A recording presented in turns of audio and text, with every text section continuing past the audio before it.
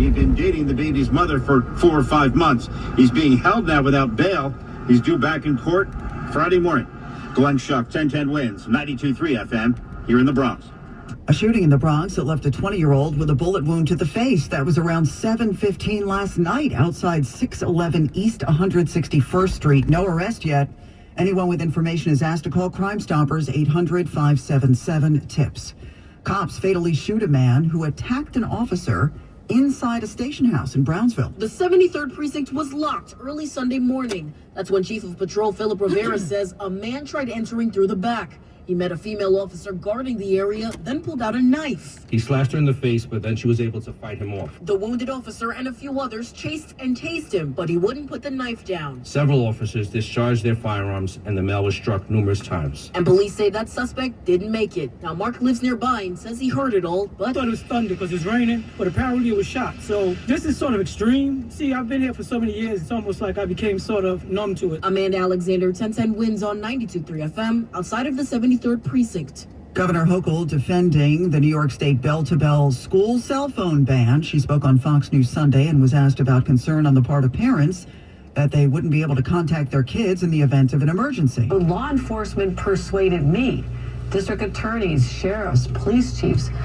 that it is safer to not have a cell phone distracting a child if there's a crisis on campus. She says if there is a shooter, a cell phone could telegraph a child's location, and she insisted that kids need to be 100% focused on the adult in the room, the teacher who's undergone countless hours of training for emergencies.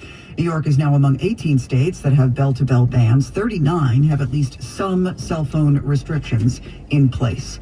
Authorities in Washington state say they have foiled a plot by a child to shoot up a school. Pierce County, Washington Sheriff spokesperson Carly Capetto. From the 4 years of my experience, just trying to block some of the children crossing the streets directly in front of the camera. Custody. The sheriff's office says they got a tip that led to a search that found a large number of firearms and loaded magazines with what law enforcement referred to as school shooter writings on them and a hit list. Deputies say the teen has not been enrolled in county schools for 4 years. Correspondent Chuck Sievertson, the teen is yet to speak to a lawyer, so police have yet to question either the kid or his parents. 58 degrees now. It's clear. The humidity 71%. The winds are gusting at just 3 miles an hour. We're at 58. Sunshine this afternoon, low humidity, and kind of cool with a high of 73. Now Bloomberg Money Watch and Courtney Donahoe. Susan, Americans' positive image of capitalism has eroded over the past decade. A new Gallup poll has found that 54% view capitalism favorably, down from 60% 4 years ago. That's the lowest since Gallup began asking the question in 2010. Even as views of capitalism slip, Americans still strongly support many of its components. Small business earn a 95% positive rating and 81% support free enterprise. Wall Street is looking ahead to Thursday's key inflation report. Ahead of that, S&P futures rising 15 points, Dow futures gaining 60. I'm Courtney Donahoe, Bloomberg Money Watch on 1010 Wins at 92.3 FM. Good morning. It's Susan Richard with this message from Barish and McGarry. And did you know that more people have died in the nearly quarter century since the 9/11 terror attacks from illnesses connected to the toxins at Ground Zero than were killed on that awful day? That is true. And people are still getting sick. 69 cancers have been approved for federal compensation, along with a number of respiratory illnesses. Barish and McGarry's offices are downtown. Michael Barish himself is a 2-time 9/11 cancer survivor, both prostate and skin cancer, so he totally gets this. In fact, he's been to D.C. more than 25 times to advocate for both the World Trade Center Health Program and the 9/11 Victim Compensation Fund. So if you worked south of Canales Street, or maybe you lived there, or you went to school in the 8 months after 9/11, he's the guy who should be advocating for you. Let Michael and his team see if you're eligible. Go to 911awards.com, 911awards with an S.com. Barish and McGarry. The kids are back in school, by the way. Schools is in session, so you might see a lot of school buses and children. And through hard work is now North America's most trusted shipping and industrial supplier. They get what it means to have the support of reliable, hard-working partners. so they keep 41,000 items ready to ship. Whether your company is still in a basement office or expanding cross-country, Uline will be there on your road to success. Visit uline.com. You know what they say about judging a book by its cover? Everyone with an addiction has a story to tell. Don't know? Don't judge. Addiction is a treatable medical condition. What helps people seek treatment is support. What does not help is shame and stigma. We can all make a difference. Learn how at oasis.ny.gov. The New York State Office of Addiction Services and Supports.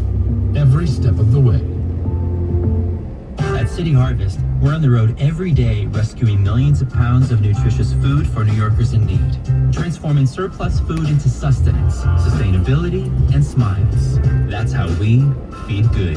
Donate at cityharvest.org. This is the story of the one. As a maintenance supervisor at a manufacturing facility, he knows keeping the line up and running is a top priority. That's why he chooses Grainger. Because when a drive belt gets damaged, Grainger makes it easy to find the exact specs for the replacement product he needs. And next day delivery helps ensure he'll have everything in place and running like clockwork. Call 1-800-GRAINGER, click Grainger.com, or just stop by. Grainger, for the ones who get it done. If you could hear Old Spice Fiji Antiperspirant, what would it sound like? First, you'd start with Fiji Antiperspirant's amazing scent of palm trees. Add pure notes of fresh coconut, and layer on 24/7 odor and sweat protection. You won't hear any dyes or parabens because with Fiji, you won't have any. So while your regular antiperspirant sounds like this, Old Spice Fiji sounds like this. Sounds like it smells amazing. Providing support to Long Islanders in crisis. Visit brancheslongisland.com. 1010 wins because we are better together. Wins News Time 7:30. And a very good Monday morning. I'm Scott Stanford. President Trump turning up the pressure in the Middle East, delivering an ultimatum aimed at ending the war in Gaza. As Israeli forces intensify strikes on Gaza City, Mr. Trump is demanding the release of the remaining hostages or else. The proposal was reportedly sent to Hamas on Sunday by U.S. Special Envoy Stephen Witkoff, promising the U.S. will support to end Israel's military operation in exchange for the immediate release of all hostages. Hamas responding in a new statement through mediators. They want to negotiate, but adding their terms, which include Israeli forces leaving Gaza, the installation of an outside committee to govern the area, and a permanent end to the war, not just a ceasefire. That's Allison Cossack reporting. According to one Israeli official, the fighting would not resume as long as the talks continued, as well as President Trump saying he'll ensure that the ceasefire holds as long as negotiations persist. Wins News Time 7:31. Let's get you where you need to go here on a Monday. What do you see, Karen Stewart? Newark, New Jersey, northbound 1 and 9 is still closed, all lanes at 78. We've got an overturned tractor trailer out there. Route 27 or the New Jersey Turnpike is your alternate. Keep it locked to 1010 wins. We've got traffic every 10 minutes on the ones. We'll keep you updated. Heading over to the city-bound Queensboro Bridge, the 59th Street Bridge, upper level remains closed. We've got an accident up there. The lower level is where you need to stick or take the Queens Midtown Tunnel. The inbound Holland is 40 from the Skyway, 20 minutes from the Newark Bay Extension, 30 at the Lincoln, 35 to the inbound George from 8095, and 20-minute delays coming from the Palisades Parkway approach. Van Wyck is pretty banged out here. In Queens, southbound near Atlantic Avenue, there is FDNY activity. The left and the center lanes are blocked. Delays go beyond the Kew Gardens interchange. Northbound, we're pretty backed up into the area too, from back at the Belt Parkway. If you're heading out into the northern suburbs, New England Thruway, northbound at exit 17 for Larchmont, has a crash.